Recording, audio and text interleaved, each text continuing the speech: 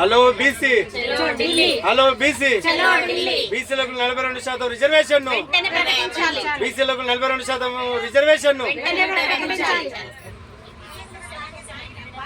BC ఉద్యమ నాయకులతో మీ రజనీ దుర్గమ్మ ఈరోజు మనం గౌరవ ముఖ్యమంత్రి గారు యనమల రేవంత్ రెడ్డి మనకు బీసీ బిడ్డలందరినీ కదలిరండి, మన 42% రిజర్వేషన్ కోసం ప్రతిపక్ష పార్టీల కుట్రను తిప్పికొడదాం అని ఒక్క పిలుపు ఇవ్వగానే మేమందరము ఎక్కడెక్కడి నుంచో దూర ప్రాంతాల నుంచి 1000కి పైగా అన్నలు, మనకు 250కి పైగా మహిళలు, మేము ఈ ట్రైన్లో బీసీ బిడ్డలం భారీ ఎత్తున కదలి ఢిల్లీకి వెళ్తున్నాము.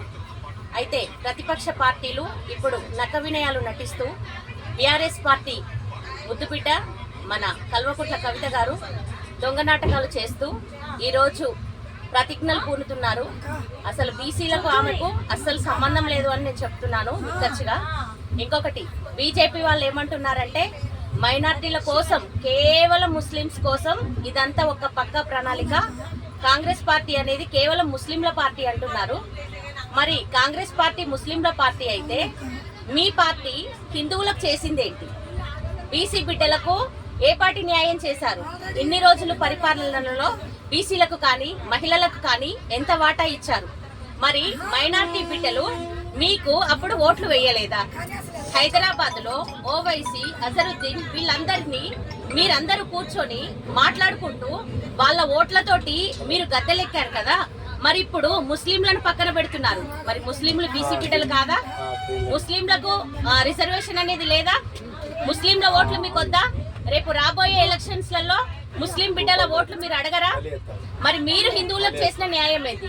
హిందువులు ముస్లింలు అనే ఒక కాన్సెప్ట్ తోటి మీరు ఎలిగేషన్ క్రియేట్ చేస్తున్నారు. అది తప్పు బిడ్డ. మేము ఒక్క పిలుపు ఇవ్వగానే రాత్రికి రాత్రి ఇంతమంది బీసీ బిడ్డలం బయటకు వెళ్ళినాము. మీకు బీసీ బిడ్డలు అందరూ వస్తే మాత్రం ఖచ్చితంగా మీ పార్టీలకు బొంద పెట్టడం ఖాయం. మహిళలు కేవలం ఒక్క మాటతోటి 250 నుంచి 300 ఈ ట్రైన్ లో ఉన్నారు. అందరూ బీసీ బిడ్డలు కనుక మహిళలు బయటకు వస్తే, అదే మైనార్టీ బిడ్డలు బయటకు వస్తే మీకు నామరూపాలు లేకుండా కలుగుతాయని ఒక బీసీ బిడ్డగా నేను చెప్తున్నా. ఇప్పటికైనా మార్పు కోరి ఖచ్చితంగా జంతర్ మంతర్ దగ్గర జరిగే ధర్నాతోటి మీరు మార్పుకుంటే మంచిది.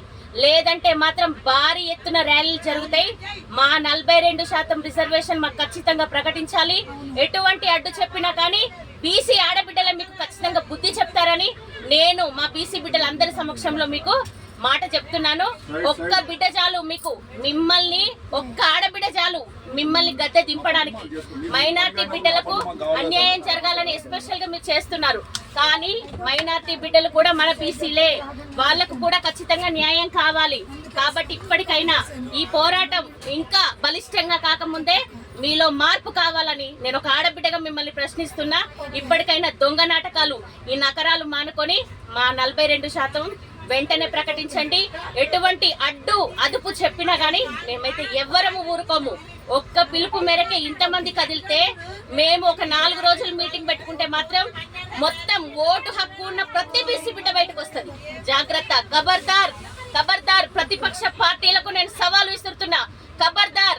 ఒక్క బీసీ బిడ్డకే ఇంత బీజేపీ టీఆర్ఎస్ కుట్రలను తిప్పికొట్టడానికి మేము ఖచ్చితంగా ఎక్కడికక్కడ పోరాటాలు చేస్తూనే ఉంటాము. కాబట్టి ఇప్పటికైనా మార్పు తెచ్చుకోండి. జై బీసీ, జై బీసీ. మహిళా కాంగ్రెస్ జిందాబాద్. మహిళా